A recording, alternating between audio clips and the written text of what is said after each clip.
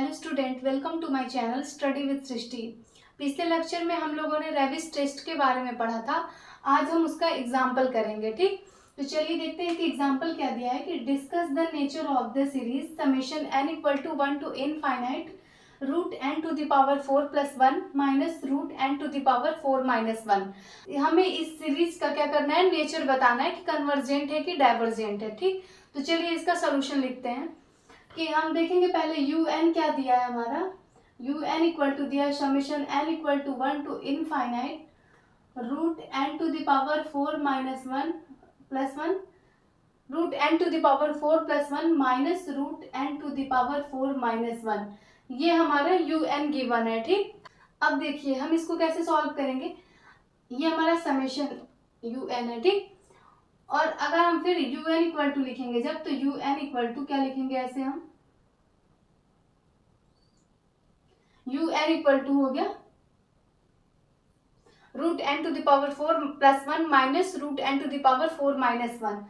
अब देखिए हम क्या करेंगे, यहाँ पर सबसे पहले हम इसको रूट हटा करके N to the power 4 plus 1 to the power 1/2 लिख सकते हैं, minus N to the power 4 minus 1 to the power 1/2 लिख दिए। ठीक, अब हम क्या करेंगे कि यहाँ से एन टू द पावर 4 को कॉमन लेंगे। तो जब n टू द पावर 4 को कॉमन लेंगे तो क्या बचेगा, यहाँ पर 1 plus 1 by N to the power 4 और ये होल टू द पावर 1/2 बचा। ठीक, फिर यहाँ से माइनस, अगर n टू द पावर 4 को जब हम कॉमन लेंगे तो क्या बचेगा, ये 1 minus 1 by N to the power 4 और होल टू द पावर 1/2 बचा। ठीक, अब देखिए जब हम इसको बाहर करेंगे तो ये n टू द पावर 4 है और n टू द पावर 4 के पावर 1/2, तो क्या हो गया, ये यहाँ पर n स्क्वायर बचेगा कट के। तो ये हमारे यहाँ पर हो जाएगा n स्क्वायर और ये 1 plus 1 by N to the power 4 के पावर 1/2। सेम यहाँ पर भी ऐसे ही होगा, ये कट के n स्क्वायर हो जाएगा और ये 1 minus 1 by N to the power 4 to the power 1/2 हो गया। ठीक, अब देखिए जब हम इसका बाइनोमियल एक्सपेंशन करेंगे तो क्या होगा, ये 1 plus 1/2 N to the power 4 minus 1/8 N to the power 8, ये plus 1/16 N to the power 12 minus N so on आएगा। ठीक, फिर ये माइनस एन स्क्वायर। अब जब इसका बाइनोमियल एक्सपेंशन करेंगे तो क्या होगा, ये 1 minus 1/2 N to the power 4 minus 1/8 N to the power 8 minus 1/16 N to the power 12 and so on. ठीक, तो ये हम इसका क्या किए कि यहाँ पर बाइनोमियल एक्सपेंशन लिख दिए हैं।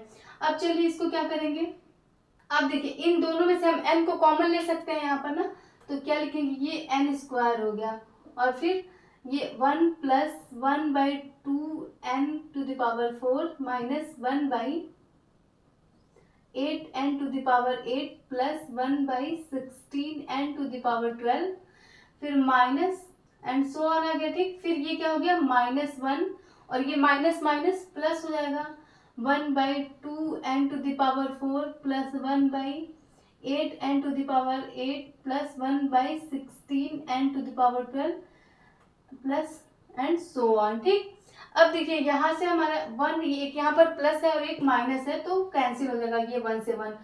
फिर यहाँ पर देख सकते हैं कि 1/8 एन टू द पावर 8, यहाँ पर नेगेटिव साइन है, यहाँ पर पॉजिटिव साइन है, देन ये भी कट जाएगा।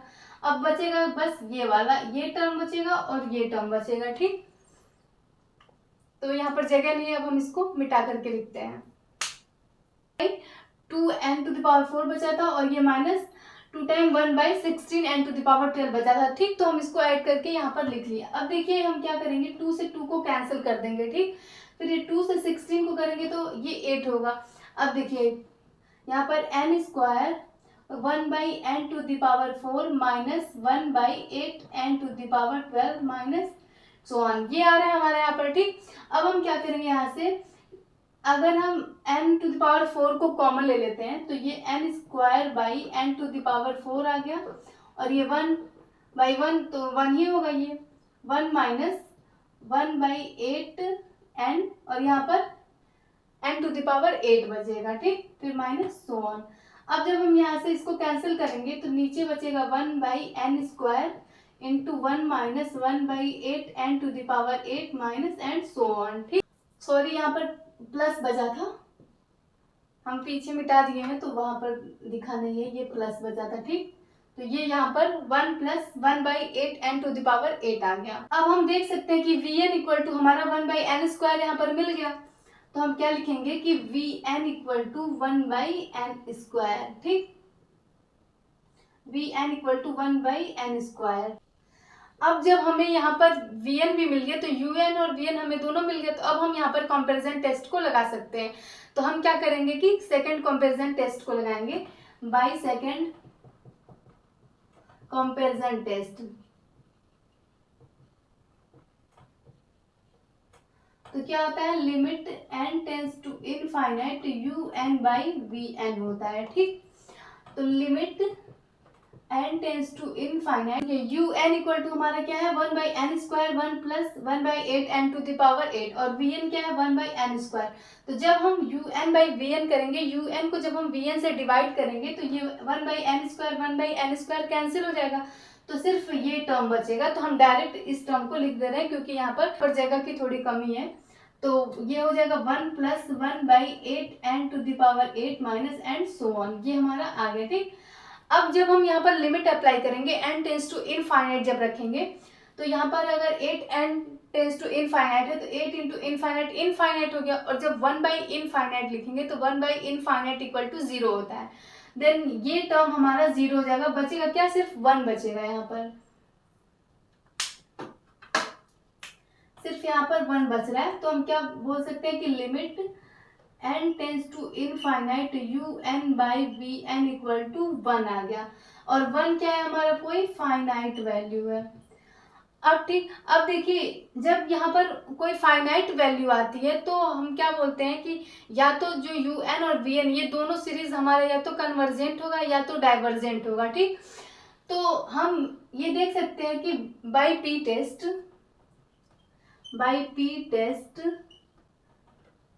Vn is convergent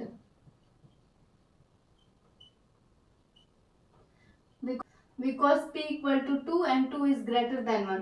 हम P टेस्ट से देख सकते हैं कि जो Vn हमारा ये कन्वर्जेंट आ रहा है, क्योंकि जो ये P की वैल्यू है ये 2 है, और 2 क्या है, 2 is greater than 1, 2 हमारा 1 से बड़ा है। तो जब P is greater than 1 होता है तो P टेस्ट में हम क्या बोलते हैं कि वो सीरीज हमारा कन्वर्जेंट होता है, और अगर P लेस और इक्वल टू 1 होता है देन सीरीज इज डाइवर्जेंट।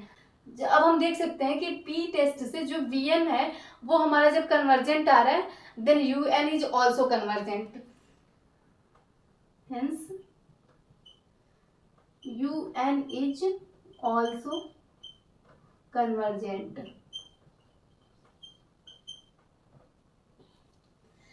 तो अब देख लिए हम कि अब इसमें तो कहीं भी रेविस टेस्ट का यूज नहीं हुआ है, क्योंकि ये कंपैरिजन टेस्ट से ही हमें पता चल गया है कि ये सीरीज कन्वर्जेंट है कि डाइवर्जेंट।